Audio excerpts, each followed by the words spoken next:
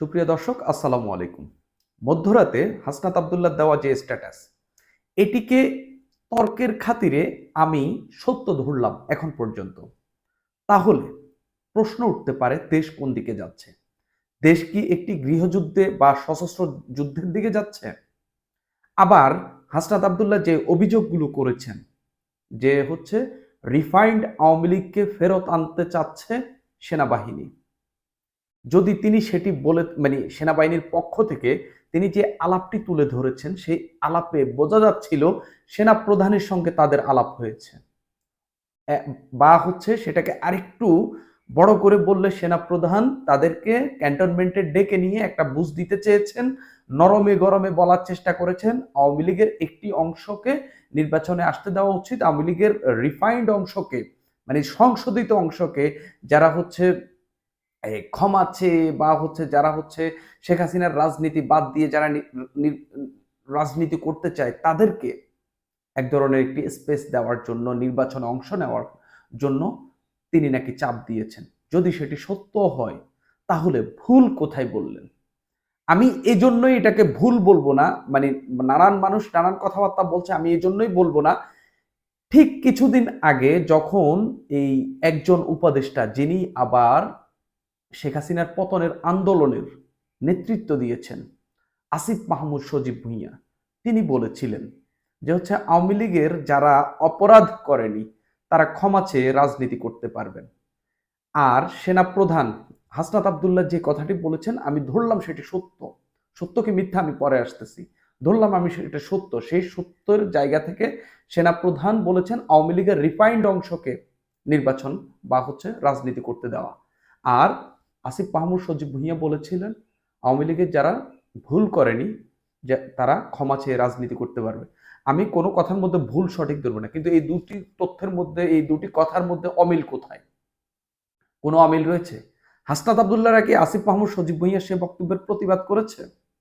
কিন্তু সেনাপ্রধান তাদেরকে এই কথা বলেছেন যে রিফাইন্ড আওয়ামী লীগের রিফাইন্ড অংশকে রাজনীতিতে স্পেস দেওয়ার জন্য এখন তারা হচ্ছে সেটার জন্য বিপ্লবী হয়ে উঠেছেন। অর্থাৎ যদি আসিফ মাহমুদ সজীব ভুঁইয়া নিজের লাভের জন্য ওই কথাটি বলে থাকেন, সেটার জন্য হাসনাত আবদুল্লাহরা প্রতিবাদ করবেন না, কিন্তু সেনাপ্রধান যদি বলে থাকেন, তাহলে তিনি আওয়ামী লীগের দালাল, আওয়ামী লীগের দোসর। কেন আমার কথা সেনা প্রধানের দিকে যাচ্ছে, কেন হাসনাত আবদুল্লাহদের দিকে পক্ষে যাচ্ছে না, এটার জন্য আরেকটু বিশদ আলোচনা দরকার। আপনি দেখেন, তার দলের, তার লোক, আসিফ মাহমুদ সজীব ভুঁইয়া তো তাদের লোক, আপনারা কেন তখন প্রতিবাদ করেননি? এখন ধরলাম আসিফ মাহমুদ সজীব ভুঁইয়া সেই কথাটি বলেছিলেন বাংলাদেশের রাজনীতিতে একটা সমতা রাজনীতি তৈরি করার জন্য, বা হচ্ছে যারা অপরাধ করেনি তাদেরকে সত্যিকার অর্থে মাঠে স্পেস দেওয়ার জন্য। আর গত ৭ মাসে আইনশৃঙ্খলার, বা ৭.৫ মাসে আইনশৃঙ্খলার দায়িত্বটা পালন করছে কে? মূলত সেনাবাহিনী। এখন সেনাবাহিনী যদি মনে করে এই ৭.৫ মাসে দেশ আইনশৃঙ্খলা পরিস্থিতির দিক দিয়ে দেশ হচ্ছে ঠিক হয়নি, এবং আইনশৃঙ্খলা পরিস্থিতি ঠিক রাখার জন্য আওয়ামী লীগকে রাজনৈতিক স্পেস দেওয়া দরকার, তাহলে তার ভুলটা কোথায়? কারণ সেনাবাহিনী তো জানে অন্তত যে হচ্ছে এই জায়গায় যে আইনশৃঙ্খলা, দেশের একটা বড় সমর্থন রয়েছে আওয়ামী লীগের পক্ষে। এই আওয়ামী লীগের পক্ষে ধরেন ২ কোটি ৩ কোটি মানুষকে রেখে, আন্ডারগ্রাউন্ডে এদেরকে রেখে আপনি কোনোভাবেই ওই দেশে তো আইনশৃঙ্খলা পরিস্থিতি নিয়ন্ত্রণ করতে পারবেন না। কোনোভাবেই পারবেন না। এই ২-৩ কোটি মানুষের বিরুদ্ধে গিয়ে আপনি দেশকে তো স্থিতিশীল রাখতে পারবেন না, বা এই ২-৩ কোটি মানুষকে আপনি আলাদা রেখে আপনি দেশকে স্থিতিশীল রাখতে পারবেন? কোনোভাবেই পারবেন না। সে জায়গায় তিনি যদি আওয়ামী লীগকে রিফাইন্ড অংশকে যদি এই স্পেস দেওয়ার কথা বলেন, অসুবিধা কোথায়? আরো একটি জায়গা রয়েছে। গত ৭ মাসে কি অন্তর্বর্তী সরকার সেনাবাহিনী ছাড়া একবারও কি মনে হয়েছে তারা দেশ পরিচালনায় সক্ষম? কেউ কেউ যে এই সরকারকে সেনা সমর্থিত সরকার বলছেন, সেটা কি কখনো বা কোনোভাবে ভুল? একেবারেই না। কেন ভুল নয়? কারণ সেনাবাহিনী যদি আজকে মাঠে থেকে উঠে যায়, কালকে বাংলাদেশে, এমনিতে তো পরিস্থিতি খুব বাজে, এটা একেবারে অরাজক পরিস্থিতি হয়ে যাবে। এমন পরিস্থিতি হয়ে যাবে যে আসলে দেশে আর যুদ্ধ লাগবে না। নিজেরা নিজেরা মারামারি করেই দেশ আসলে শেষ হয়ে যাবে। পথে ঘাটে লাশ পড়ে পড়ে থাকবে।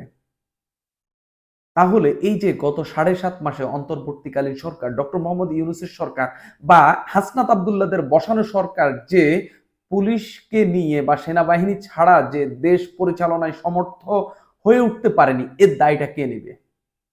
বা এই যে পরিস্থিতি দিন দিন বাজে দিকে যাচ্ছে, এর দায়টা কে নেবে? নিশ্চয়ই সরকারকে নিতে হবে, এবং যারা বিপ্লবী, যারা মব করছেন তাদেরকে নিতে হবে। আমি আমি একটু পড়ি যে হাসনাত আব্দুল্লাহ কি বলেছেন। কিছুদিন আগে আমি আপনাদের বলেছিলাম, আমি বিস্তারিত আসবো, একটু মনোযোগ দিয়ে শুনেন। কিছুদিন আগে আমি আপনাদের বলেছিলাম যে রিফাইন্ড আওয়ামী লীগ নামে নতুন একটি ষড়যন্ত্র নিয়ে আসার পরিকল্পনা চলছে। তিনি মধ্যরাতে হাসনাত আব্দুল্লাহ স্ট্যাটাস দিয়ে তিনি এই বক্তব্যটি দিচ্ছেন যে কিছুদিন আগে আমি আপনাদের বলেছিলাম রিফাইন্ড আওয়ামী লীগ নামে নতুন একটি ষড়যন্ত্র নিয়ে আসার পরিকল্পনা চলছে। এই পরিকল্পনা পুরোপুরি ভারতের, তিনি বলছেন। সাবের হোসেন চৌধুরী, শিরিন শারমিন, তাপসকে সামনে রেখে এই পরিকল্পনা সাজানো হচ্ছে। সাবের হোসেন সর্বশেষ যে আওয়ামী লীগ সরকার ছিল, মানে আওয়ামী লীগের পতন যে সরকার হয়েছে সেই সরকারের পরিবেশ মন্ত্রণালয়ের দায়িত্বে ছিলেন, মন্ত্রী ছিলেন। শিরিন শারমিন স্পিকার ছিলেন, আমরা সবাই জানি। তাপস ঢাকা ঢাকা দক্ষিণের মেয়র ছিলেন, আওয়ামী লীগের এই শেখ হাসিনার পরিবারের লোক। আমি সহ আরো দুজনের কাছে ক্যান্টনমেন্ট থেকে এই পরিকল্পনা উপস্থাপন করা হয়। তিনি বলছেন 11 মার্চ দুপুর 2টা 30 মিনিটে তাদেরকে ক্যান্টনমেন্টে এই পরিকল্পনা দেওয়া হয় যে রিফাইন্ড আওয়ামী লীগ অংশকে হচ্ছে রাজনীতিতে আসতে দেওয়ার কথা। পরিকল্পনাটি পুরোপুরি ভারতের। শিরিন শারমিন, তাপস, তারপরে সাবের হোসেন চৌধুরী। তো তিনি লিখছেন আর কি, আমাদেরকে প্রস্তাব দেওয়া হয় আসন সমঝোতার বিনিময়ে আমরা যেন এই প্রস্তাব মেনে নিই। আমাদেরকে বলা হয় ইতিমধ্যেই একাধিক রাজনৈতিক দলকেও এই প্রস্তাব দেওয়া হয়েছে, তারা শর্ত সাপেক্ষে আওয়ামী লীগ পুনর্বাসনে রাজি হয়েছে। একটি বিরোধী দল থাকার চেয়ে একটি দুর্বল আওয়ামী লীগ সহ একাধিক বিরোধী দল থাকা নাকি ভালো। মানে হাসনাত আব্দুল্লাহদেরকে নাকি এই কথা বলেছেন। ফলশ্রুতিতে আপনি দেখবেন গত দুদিন মিডিয়াতে আওয়ামী লীগের পক্ষে একাধিক রাজনীতিবিদ বয়ান দেওয়া শুরু করেছে। আমি আসলে দেখিনি, ওই গত 7 মাসে আওয়ামী লীগের পক্ষে বিপক্ষে যেরকম কথা শুনতেছি ওই রকমই দেখেছি আমি। হাসনাত আব্দুল্লাহ আলাদা বক্তব্য আসলে কোথায় দেখেছেন তিনি ভালো বলতে পারেন। আমাদেরকে আরো বলা হয় রিফাইন্ড আওয়ামী লীগ যাদের দিয়ে করা হবে তারা এপ্রিল-মে থেকে শেখ পরিবারের অপরাধ স্বীকার করবে, শেখ হাসিনাকে অস্বীকার করবে এবং বঙ্গবন্ধুর আওয়ামী লীগ করবে এমন প্রতিশ্রুতি দিয়ে জনগণের সামনে হাজির হবে আগামী তারা এপ্রিল-মে থেকে, মানে তাদেরকে এরকমই নাকি বলা হয়েছে। আমাদেরকে এই প্রস্তাব দেওয়া হলে আমরা তৎক্ষণাৎ এর বিরোধিতা করি এবং জানাই যে আওয়ামী লীগের পুনর্বাসন পরিকল্পনা বাদ দিয়ে বিচার কাজ নিয়ে কাজ করুন। অর্থাৎ হাসনাত আব্দুল্লাহ নাকি সেনাবাহিনীর চোখে চোখ রেখে তিনি বলেছেন আওয়ামী লীগকে পুনর্বাসনের কথা বাদ দিয়ে বিচার কাজ করার জন্য। সেনাবাহিনীকে আওয়ামী লীগের বিচার করবে সেই কথা কি সেখানে বলার কোনো প্রয়োজন ছিল? তবে হাসনাত আব্দুল্লাহকে ওখানে ক্রেডিট দিতে হবে, সেটা আমি আসছি। এর উত্তরে আমাদের বলা হয় আওয়ামী লীগকে ফিরতে কোনো ধরনের বাধা দিলে দেশে যে সংকট সৃষ্টি হবে তার দায়ভার আমাদের নিতে হবে এবং Awami League must come back. এই কথাতেই আমার আসলে মূল শঙ্কার জায়গাটা। যদি হাসনাত আব্দুল্লাহকে সেনাবাহিনীর পক্ষ থেকে এই কথাটি বলা হয় যে হচ্ছে যদি আওয়ামী লীগকে ফিরতে কোনো ধরনের বাধা দেওয়া হয় তাহলে দেশের যে সংকট সৃষ্টি হবে তার দায়ভার আমাদের নিতে হবে এবং Awami League must come back. অর্থাৎ আওয়ামী লীগকে ফিরতে যদি কোনো বাধা দেওয়া হয় তাহলে কি ঘটতে পারে, কি সংকটটা তৈরি হতে পারে? দেশে কি একটি গৃহযুদ্ধ লাগতে পারে? সেনাবাহিনী কি আওয়ামী লীগের পক্ষে অবস্থান নেবে? আমি এখন পর্যন্ত এই হাসনাত আব্দুল্লাহর স্ট্যাটাস বা হাসনাত আব্দুল্লাহ যে কথাগুলো বলছেন সেগুলো সত্য ধরেই কথা বলছি। তাহলে কি দেশে কি আরো একটি সরকারের পতন হতে পারে বা সশস্ত্র যুদ্ধের দিকে দেশ যেতে পারে? এই আশঙ্কা, এই শঙ্কা কিন্তু এখান থেকে করাই যায় এবং তাকে নাকি বলা হয়েছে Awami League must come back. আলোচনার এক পর্যায়ে বলি, যেই দল এখনো ক্ষমা চায় নাই, অপরাধ স্বীকার করে নাই, সেই দলকে আপনারা কিভাবে ক্ষমা করে দেবেন? অপর পক্ষ থেকে রেগে গিয়ে উত্তর আসে ইউ পিপল নো নাথিং, মানে এই তোমরা কিছুই জানো না। You lack wisdom and experience, তোমাদের জ্ঞান এবং অভিজ্ঞতার ঘাটতি রয়েছে। We are in the service for at least 40 years, আমরা এই সেবায় বা হচ্ছে সেনাবাহিনীতে যে কর্মে রয়েছি 40 বছরের বেশি, তোমার বয়সের থেকে বেশি। তাছাড়া আওয়ামী লীগ ছাড়া ইনক্লুসিভ ইলেকশন হবে না। এটা হাসনাত আব্দুল্লাহ বলছেন, তাকে নাকি এইভাবে বলা হয়েছে। উত্তরে বলি, আওয়ামী লীগের সাথে কোনো ইনক্লুসিভিটি হতে পারে না। আওয়ামী লীগকে ফেরাতে হলে আমাদের লাশের উপর দিয়ে ফেরাতে হবে। আওয়ামী লীগ ফেরানোর চেষ্টা করা হলে যে সংকট তৈরি হবে তার দায়ভার আপনাদের নিতে হবে। অর্থাৎ হাসনাত আব্দুল্লাহকে বলা হয়েছে যে আওয়ামী লীগকে ফেরাতে বাধা দিলে সংকট তৈরি হবে। আর হাসনাত আব্দুল্লাহ বলেছেন, আওয়ামী লীগকে ফেরানোর সময় আমরা যদি প্রতিরোধ করি, এর ফলে যদি সংকট তৈরি হয়, এর দায়ভার সেনাবাহিনীকে নিতে হবে। এরকম মানে উত্তপ্ত বাক্য বিনিময় নাকি হয়েছে। পরে মিটিং অসমাপ্ত রেখেই আমাদের চলে আসতে হয়। জুলাই আন্দোলনের সময়ে আমাদের দিয়ে অনেক কিছু করানোর চেষ্টা করা হয়েছে। কখনো এজেন্সি বা ক্যান্টনমেন্ট থেকে নানা ধরনের প্রেসক্রিপশন গ্রহণ করতে চাপ দেওয়া হয়েছে। আমরা এসব নীতি ওইসব চাপে নতি স্বীকার না করে আপনাদের তথা জনগণের উপরেই আস্থা রেখেছি। আপনাদের সঙ্গে নিয়ে হাসিনার চূড়ান্ত পতন ঘটিয়েছি। আজকেও ক্যান্টনমেন্টের চাপকে অস্বীকার করে আমি আবারও আপনাদের উপরেই ভরসা রাখতে চাই। এই পোস্ট দেওয়ার পর আমার কি হবে জানি না, নানামুখী প্রেসারে পড়তে হতে পারে। তিনি বললেন মানে যেটা ঘটে আর কি বাংলাদেশে, জুলাইয়ের দিনগুলোতে জনগণের স্রোতে ক্যান্টনমেন্টাল এজেন্সির সকল প্রেসক্রিপশন আমরা উড়িয়ে দিয়েছিলাম।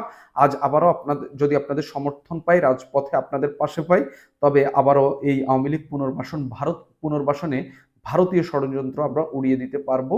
তিনি এরপরে সবাইকে ঐক্যবদ্ধ থাকার কথা বললেন যে আওয়ামী লীগকে নিষিদ্ধ করতে যেন হয়, সেই কথাটি তিনি বললেন।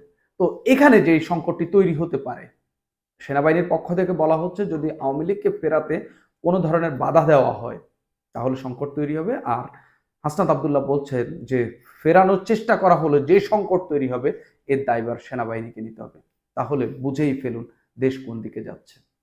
হাসনাত আব্দুল্লাহ বলছেন কোনো দলকে নাকি সেনাবাহিনী বুঝিয়ে ফেলেছে। এখন কথা হচ্ছে, যদি হাসনাত আব্দুল্লাহর কথা সত্য হয়, সেনাবাহিনী কেন আওয়ামী লীগকে ফেরানোর চেষ্টা করছে, কি কারণে চেষ্টাটা করছে? আমি প্রথমেই যেটা বলেছি, প্রথম কথা যে দেশের আইন শৃঙ্খলা পরিস্থিতির অবস্থা কিন্তু খুবই নাজুক, এবং এই পরিস্থিতি কোন দিকে যেতে পারে এটা শুধুমাত্র দুইটা গ্রুপ জানে, একটা হচ্ছে সরকারে যারা রয়েছেন, আর হচ্ছে সেনাবাহিনী। তারাই হচ্ছে এই বিষয়, এবং একই সঙ্গে তারাই হচ্ছে এই বিষয়টি মীমাংসা করতে পারে। ওই যেটা বললাম, 2-3 কোটি মানুষকে আন্ডারগ্রাউন্ডে রেখে বা হচ্ছে দেশের স্বাভাবিক প্রক্রিয়ার বাহিরে রেখে আপনি কখনোই দেশকে স্থিতিশীল পর্যায়ে নিতে পারবেন না। সেটা কি সেনাবাহিনী আজ করতে পেরেছে? সেজন্যই কি সেনাবাহিনী এই চাপটা দিচ্ছে, নাকি সেনাবাহিনীর উপর ভারতের চাপ রয়েছে? আমরা কিছুদিন আগে ভারতীয় সেনা প্রধানের একটি বক্তব্য দেখেছি। তিনি বলেছেন বাংলাদেশে একটি নির্বাচিত সরকার এলেই ভারতের সঙ্গে বাংলাদেশের যে সম্পর্ক সেটা স্বাভাবিক হবে, অর্থাৎ এখন স্বাভাবিক নেই, কিন্তু সেনাবাহিনী যোগাযোগ তাদের রয়েছে। তাহলে কি ভারতের দিক থেকে সেনাবাহিনীর উপর একটা চাপ এসেছে যে হচ্ছে বাংলাদেশে আওয়ামী লীগকে পুনর্বাসনের জন্য সেনাবাহিনীর পক্ষ থেকে যেন এক ধরনের একটি চাপ দেওয়া হয়? আমরা জানি কিছুদিন আগে সেনাপ্রধান, কিছুদিন না একদিন আগে সেনাপ্রধান হচ্ছে ডক্টর মোহাম্মদ ইউনূসের সঙ্গে দেখা করেছেন। ঠিক এর একদিন পরে ডক্টর মোহাম্মদ ইউনূস একটি বক্তব্য দিয়েছেন একটি বিদেশি সংস্থার লোকের সঙ্গে কথা বলার জন্য। কথা বলার সময় তিনি হচ্ছে ইন্টারন্যাশনাল ক্রাইসিস গ্রুপের প্রতিনিধি দলের সঙ্গে বৈঠকের সময় ডক্টর মোহাম্মদ ইউনূস একটি বক্তব্য দিয়েছেন। সেই বক্তব্যে ডক্টর মোহাম্মদ ইউনূস বলেছেন অন্তর্বর্তী সরকার আওয়ামী লীগকে নিষিদ্ধ করার কোনো পরিকল্পনা নেই। হাসনাত আব্দুল্লাহ যে মিটিং এর কথা সেনাবাহিনীর সঙ্গে বলছেন, সেই মিটিংটি হয়েছিল 11 মার্চ হাসনাত আব্দুল্লাহর বক্তব্য মতে, অর্থাৎ 10 দিন ধরে তিনি এটি হজম করেছেন।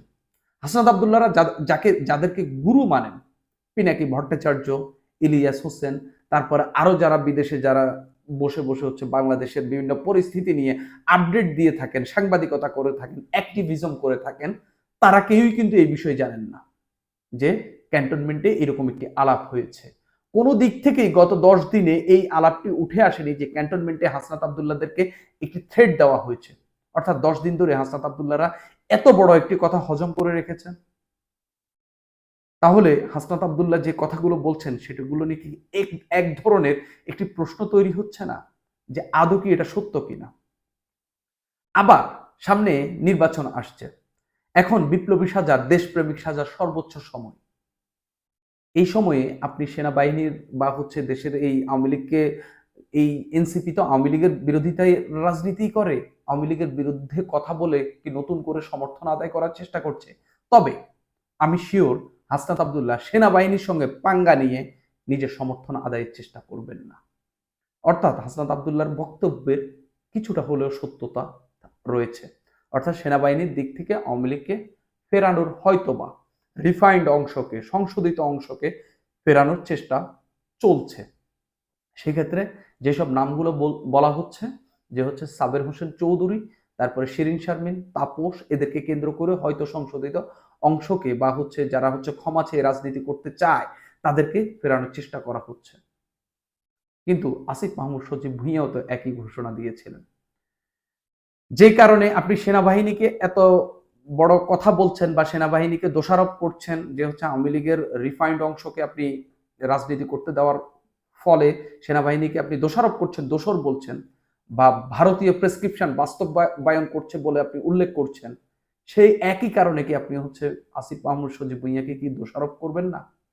সেই একই কথার জন্য তাকেও কি আপনি মানে এই যে কথার আক্রমণ করবেন না? অবশ্যই করা উচিত।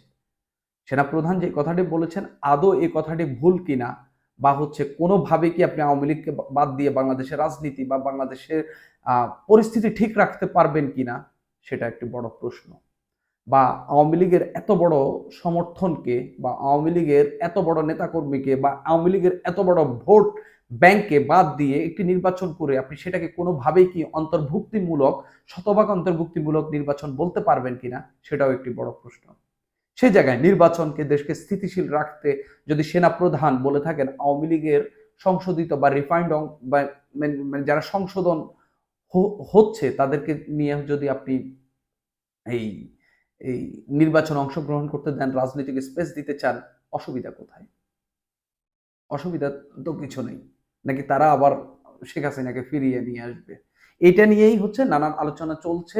এখন সবচেয়ে যে সংকটের জায়গাটি তৈরি হচ্ছে সেটা হচ্ছে যদি সেনাপ্রধান এই চেষ্টা চালান আর বিপ্লবী বা হচ্ছে হাসনাত আব্দুল্লাহ বা হচ্ছে এই এনসিপি বা যারা হচ্ছে শেখ হাসিনার পতনের আন্দোলনের নেতৃত্ব দিয়েছেন তারা যদি না মানেন, আবার সেনাপ্রধান যদি আওয়ামী লীগের এই অংশটিকে ফেরানোর জন্য অনড় থাকেন, সেই ক্ষেত্রে দেশে একটি সংকট, অচল অবস্থা তৈরি হতে পারে। কারণ এই সরকার, বর্তমান অন্তর্বর্তীকালীন সরকার সম্পূর্ণ দাঁড়িয়ে আছে সেনাপ্রধানের, এই সেনাবাহিনীর সাপোর্টের উপর।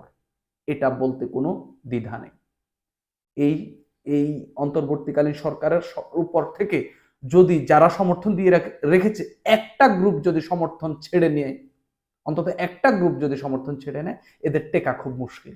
এই অন্তর্বর্তী সরকারের টেকা খুব খুব মুশকিল। সেক্ষেত্রে নতুন সরকার বসতে পারে। সেই সরকারকে কি হয় না হয়, নাকি গৃহযুদ্ধের দিকে যায়, কোন দিকে যায়, সেটাই এখন বড় প্রশ্ন হয়ে দাঁড়াচ্ছে। সেনা সেনাবাহিনী যদি সমর্থন ছেড়ে দেয়, খুবই খুবই দুঃখ রয়েছে এই অন্তর্বর্তীকালীন সরকারের ওপর বা অন্তর্বর্তীকালীন সরকারের। কি হয় বোঝা যাচ্ছে না, তবে খুবই খুবই আশঙ্কা প্রকাশ করছি যে আগামী দিনগুলোতে আসলে যে কেমন যায় বা কি হতে যাচ্ছে, এটা খুবই আশঙ্কাজনক একটা পরিস্থিতির মধ্যে আমরা পড়ে রয়েছি। সুপ্রিয় দর্শক, আজ এই পর্যন্তই। আপনাদের কি মতামত অবশ্যই জানাবেন।